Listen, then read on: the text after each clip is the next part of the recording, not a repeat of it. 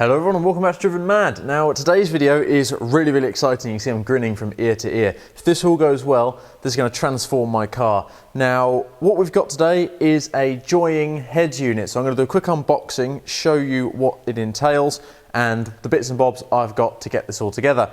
Now I am no professional on installing head units and things like that, but today this is probably the most complicated one I've done purely because of the wiring. So let's crack on and open up this box. Now, opening up, you can see we've got three sections. We've got the main LCD display, we've got a lot of wiring, and we've also got the actual head unit, the stereo main bit itself. So we'll start with that as it's in a plastic bag. So you can see here, let's get this out. So here we've actually got the main unit itself and the cage by the looks of it, which is on backwards for some reason. So there's the cage which holds the stereo into the car. And here is the main piece. Now this is a really complicated stereo system, so if you want to know more about this, probably head over to JOYING's website and they'll tell you everything about it. I mainly have got it for the Apple CarPlay and the fact that the screen looks gorgeous, and there's also lots of options on it that I can learn at a later date. But at this moment in time, I'm not really that familiar with head units and the Android system and everything that it entails. So head over to JOYING if you want to know more about that. I'm just going to show you how I'm going to install it. So on the back, you've got two USBs. We've got plenty of plugs here, the RCA cables and things like that. They've all got nice little covers on, which I like. I don't know why, that's quite a nice little touch. Another USB here sticking out, and we've got an antenna. And what's this then? I think this is for the SIM card. Now if I push this, it says push. Yes, you can see you can put a SIM card in here like you do your phone, and you can get internet and things like that on there, which is, it's a very cool system. Now, like I say, I'm not going to be using half of its features probably, but there is a lot to do with this head unit, so give it a little bit of research. Now, that's the main unit itself. Plonk that to the side there. And moving on, we've got this box, which is full of little goodies. So we've got GPS antenna, another antenna, and another antenna. Now, I'm going to be brutally honest with you, I'm not sure why you'd need three of those, but we will find out at some point, I'm sure. In here we've got the microphone for the hands-free kit, so you can make calls and things like that. We've got another cable with a USB. Oh, back in the box. And then here is the wiring loom that comes with it. So I will be using this, and I will move on to that in 1 second. And at the bottom again, I keep throwing these.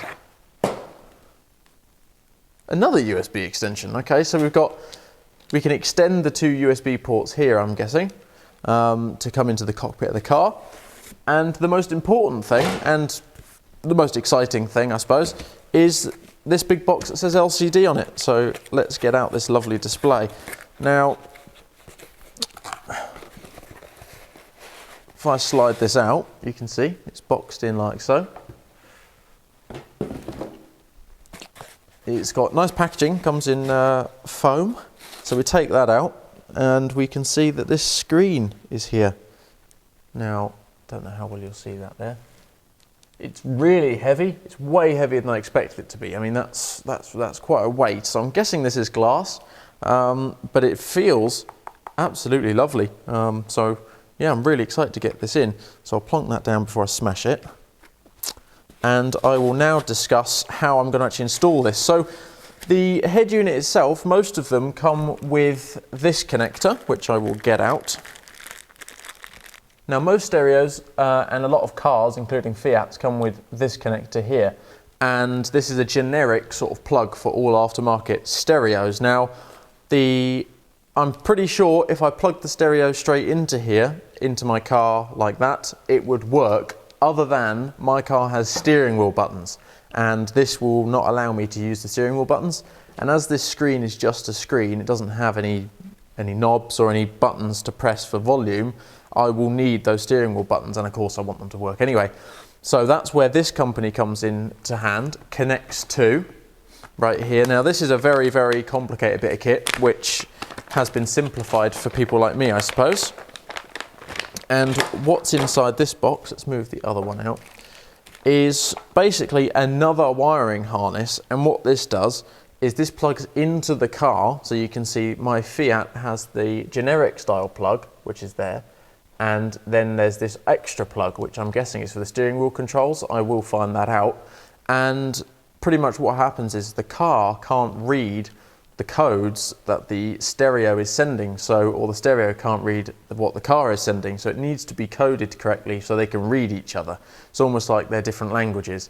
And pretty much that's where this comes into play. This wiring harness steals the data, sends it into this little decoding box right here, and that can basically allow the car to understand what the head unit's doing and the head unit to understand what the car's doing. So hopefully the steering wheel buttons will work once I get this installed. So that plugs into here in the middle, and this also plugs into the stereo unit itself from the other side. So I'll show you that obviously when I'm installing it, and hopefully I can explain it a bit better. It's a bit difficult because I haven't done it before, and also it's a bit past my pay grade on what I know, so yeah, I will try and explain that when I'm doing it. But that's about it, and of course we also need a new dash piece. So I've got this fascia here, which on the photo was matte black like the original stereo, but it turned up gloss. Luckily I've got a gloss black dashboard, so this should fit in perfectly. And other than that, I've got a selection of tools here just in case I need them. And the last thing, well, the most important tool you're going to need is the stereo removal tool for your Fiat. Now, it's just a generic style. They're these U-shaped little prongs here, and they go in, which I will show you in a second. And I think that's about it. So let's hop inside the car and start dismantling. Right, so moving in, I've got a cloth just to cover my dashboard when I get this out, so hopefully I don't scratch it. This is just a microfiber. And I'll be using that, like I say, to stop the scratches. I'm facing the wrong way, but the camera is coming through the roof. That is a massive positive for the convertible. So what we'll need is our stereo removal tools, but before we do that, we need to find where the holes are. So you can see here, there are 4 little clips, well, 4 little buttons that aren't actually buttons on this stereo. And I've tested this to make sure these were the right tools beforehand. And these 3 actually broke when I took them off. So that's why they're not on. I've got 1 left, and you just need a really small pry tool, and pretty much they just go in and pop out. They're really brittle. They're just rubbish. But luckily I won't be using those again, hopefully. Now, this stereo is the standard one, and it comes with 2 little holes. Look, the holes are on the right here, so you sort of wedge that in and push it. Push it harder than you'd probably want to, but you have to. And then there's another 2 holes there on the left, which that one pushes into. And then you push it like that. Then you slightly pinch outwards, and then you have to try and pull. It can take a few attempts because these stereos are really tight from factory, but I got quite lucky there. So then the tools can come out because the stereo's been brought outwards. And then it's just a matter of pulling it out. So I'm going to get my microfiber, because I know my dad will be watching this and he'll be cringing if I don't put anything under here.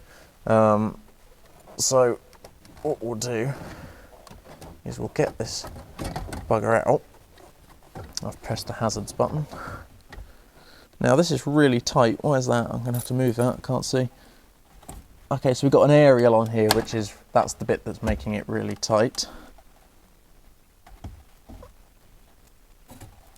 Okay, the wiring here, there we go. Right, so, I don't know how well we're going to see this, let me bend it up. Right, so we've got the, like I say, the generic 2 sort of plug here, and then the 1 extra bigger one, which I thought was for the steering wheel controls, but we'll find out at a later date. They just pinch and pull, so I know these can be real buggers. So let me, if I can pry this out a bit easier than pulling it myself, which I can. So there we go, that's that unplugged. Hopefully you can see that. 1, 2, 3. And it's dead simple on the back, there's nothing on the stereo. And that's the aerial right there. So now it's time to remove the cage that comes from factory with this stereo. Okay, so moving in behind the dash, you can see that this sort of bracket here is held in with a big size 12 socket there. big size 12 bolt. And I believe from factory that's actually an Allen key. I think someone's changed this because our Panda's an Allen key and the videos I've seen online are Allen keys. So if you've got an Allen key, I'm sorry, but my car appears to have been botched, and that's why mine's different to yours. So I'm going to start by removing the size 12 at the back here. Now, I believe most of yours will be an Allen key if you're doing this, but just in case, have an Allen key prepared because this doesn't look factory to me.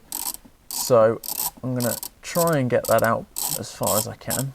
Oh, maybe that does look factory. I'm not sure. I think that is from factory. That looks like a factory style bolt, but what do I know, eh? Okay, so there's also two Phillips screws. You can see there's one there, slightly tucked in, just down there, that focuses, and another one on the other side, which is behind this wiring here. See, just tucked there, just there. So we'll take those two out, the angled ones, and then the cage should be free. Don't lay down there, please. I need that to be the camera spot, Reg, which I don't want to drop, but it's going to be very easy to lose these.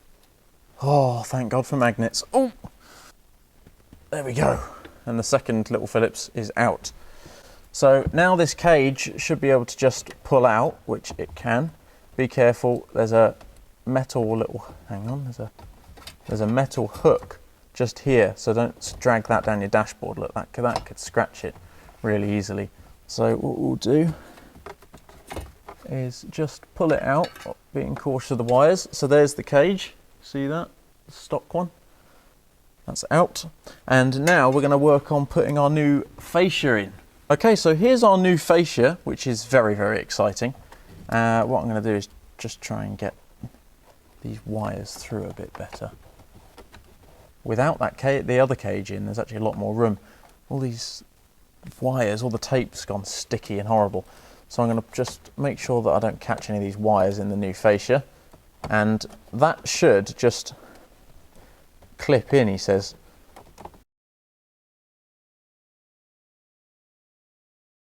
But hey, okay, that was a lot more aggressive than I would have hoped, but it's popped in.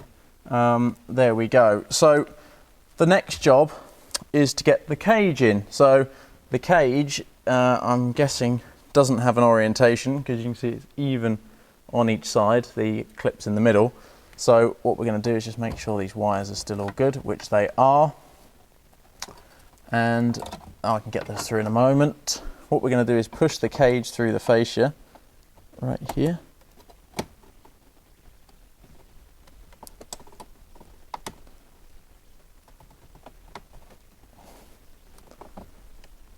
Which isn't the easiest, but it's in. There we go. Okay, so you can see here there's these little tabs which you have to push down to lock the fascia against, lock the cage, sorry, against the fascia. So a lot of these aren't actually reaching, but so I did see one little tutorial on the Connect2 website, which is the harness company, on how you should work from the stereo back to the car, because if you start from the car it can sort of not work. I don't know how that works, but I'm guessing if you connect it to the car, the power goes through it and it doesn't like it. So he said on the Connect2 YouTube channel, which if you look up Connect2 on YouTube, they do a really good tutorial video, and they do a couple. Obviously not on the specific car, but on how their wiring looms work. So we're going to start with the stereo. So what we'll do is we'll plug the stereo in. So the front of it, obviously this is where the screen clips into. So at the moment we're ignoring that. But what I'm going to do is plug this in just here. There we go. Right, that's in. So now we've got our plug here. What we're going to do is connect the Connect2 harness into it, like so. Which just clicks in like that. So it comes with a little, that's filling me with a bit of confidence. It's actually got my steering wheel buttons on the back. This is for Fiat. This wiring loom exactly fits Fiat Punto, Ducato, Doblo, Cubo, Florino, So it comes with this little extra cabling, you can see here, which has these little connectors on. Now I'm not entirely sure what they are, but hopefully we will learn.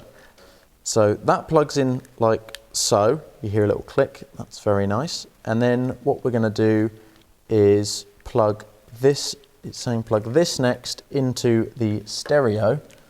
Okay, it's saying plug this into the well, this can't plug into the mic socket because I've got to plug a mic in. So it's only been a second for you on the camera, but it's been 3 hours for me trying to figure out what the problem is. I've had my lunch and I'm now ready to show you what I've done. Okay, so what has gone down? Now, quite a lot. Well, not a lot, it's just trying to figure out what to do. So what we've got here is the unit. Now, I put this in just as a test to see if it worked before I showed you, and I had no sound and the steering wheel buttons didn't work. So what have I done? Now, we've got the harness that comes with the stereo here, you can see, with the regular connectors, and we've got a couple of stray wires. Now, you can see here, they're labelled antenna constant. We've got black, brake, and key 2 and amplifier constant as well. So, oh, and also key 1.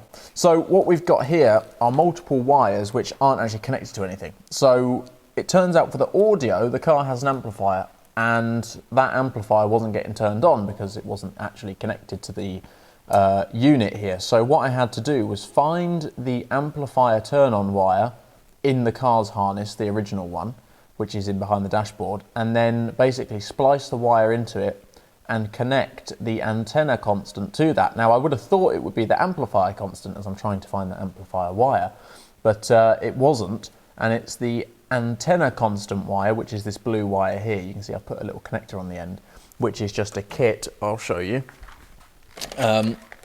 This little kit is really, really handy, and all it has is basically these little things which have 3 different sizes, small, medium and large, and you basically put that around the wire, close it, pinch it with a pair of pliers, it locks together but it splices into the wire, so then you have a plug for the power, and then you add the plugs onto the end of the wire you want to join to the other wire, and then you just slide that over like so.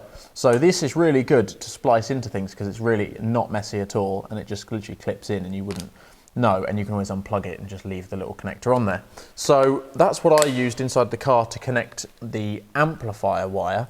Now there's also for the steering wheel connector a 3.5mm sort of auxiliary jack, and it said plug that into the back of the stereo, which I couldn't do because I've got a auxiliary plug, but for some reason, well, for an obvious reason, it's the microphone, because the microphone's got a 3.5mm jack on it as well. So I couldn't plug this into there because I need it for my microphone. So therefore I need to wire it in. And you can see there's 3 straggly wires on the connects to harness here. And basically it was complete pot luck. I thought, why not connect key 1? Try each one. I thought I'd connect key 1, then connect key 2, then connect the ground if I have to. So I started off with just key 1, and I found on the stereo it's got a brown wire as well called key 1, and I just joined them together, turned it on, steering wheel buttons, they're now recognising their steering wheel buttons and they're ready to be configured. So they're working. So basically, long story short, which I've been probably sounds confusing now because I've been chatting too long, but you need to find the key 1 for the connects to harness, you need the key 1, and you need the key 1 for your unit here. Put them together, done, steering wheel buttons, finished. You need the antenna constant wire, and then you need to splice inside there, which I'll put in here.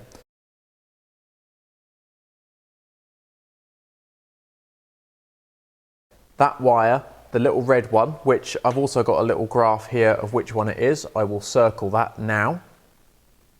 So you need to have all of that, splice into that one wire, the red one, and attach your antenna constant, and then it will all work. So that's how the wiring is working for me, and it will work for you if you've got a Fiat 500. So now it's time to move on to the microphone installation, which is a shame because I was hoping for some miraculous reason this might be able to keep the original microphone working, but it doesn't. So I need to route the wiring for the microphone, and I could just clip it behind the steering wheel, or I could just clip it up on the left, but I really don't like the look of that, and you know it's aftermarket. So what I'm going to do is try and figure a way to install this in the original slots, which are up on the roof by the opening buttons for the sunroof. So I'm going to try and install that microphone in there, so it'll be hidden. You won't even know I've touched the car, but obviously it will work because I can't use the stock ones that are in there. So it's time for me to rip the A-pillars off and start wiring this round and getting it up behind the dashboard somehow. So I'll finish my cup of tea and we'll crack on.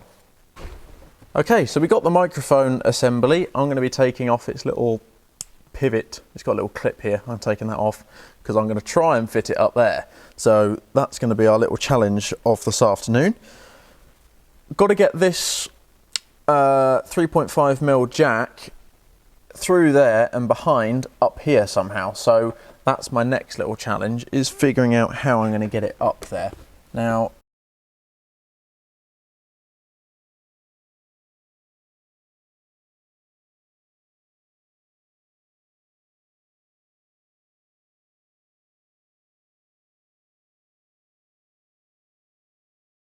okay, so our first job is to connect the CAN bus wiring harness to the stereo.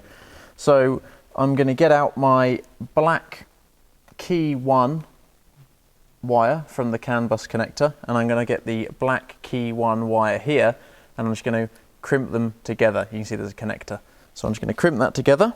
You can see that that wire is now crimped together. There it is. Key 1 and key 1.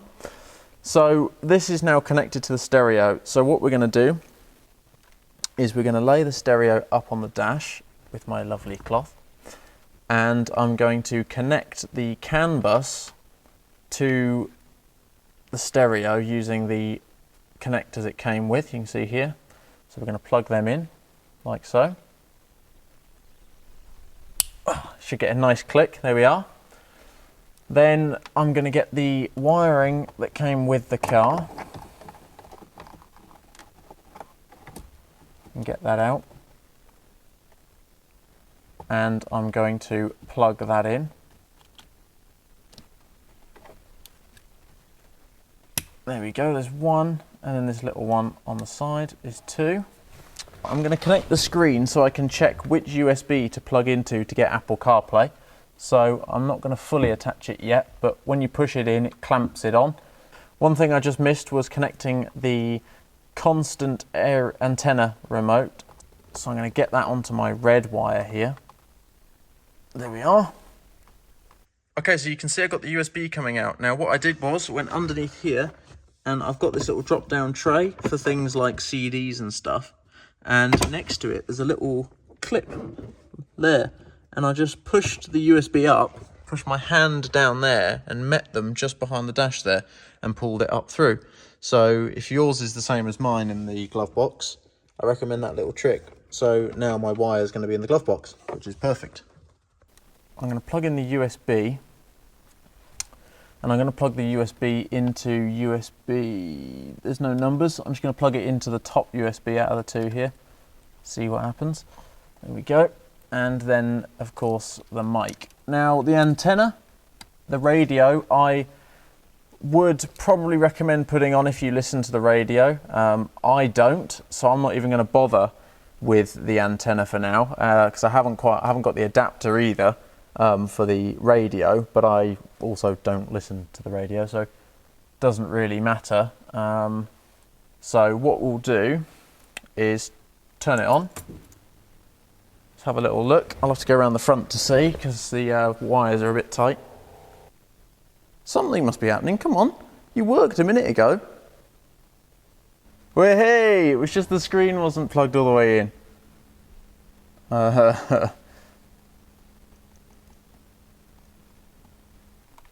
Right, it's been about 5-10 minutes, so I'm hoping that this will have rebooted itself, or will reboot itself when I turn it on, rather than just come on to its last position. So, come on. Fingers crossed. Oh, it's come back on as it was. Okay, it's been 10 minutes. I can't wait any longer. I'm desperate to see this thing in action, and it's annoying me that I can't see it in action. I really, really hope this works now, because it'll be really irritating if it doesn't. Come on. Oh.